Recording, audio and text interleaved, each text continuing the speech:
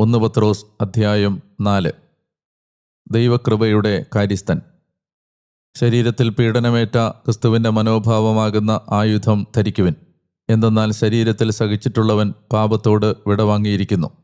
അവൻ ശരീരത്തിൽ ജീവിക്കുന്നിടത്തോളം കാലം മാനുഷിക മോഹങ്ങൾക്ക് അടിമപ്പെട്ടല്ല, ദൈവഹിതത്തിനൊത്താണ് ജീവിക്കുന്നത്.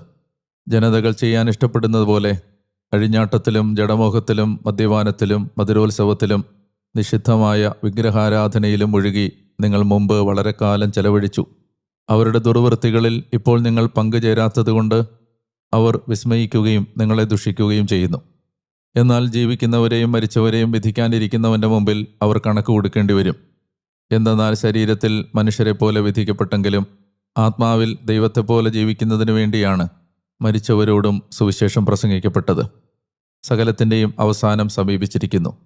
ആകയാൽ നിങ്ങൾ പ്രാർത്ഥനയ്ക്കായി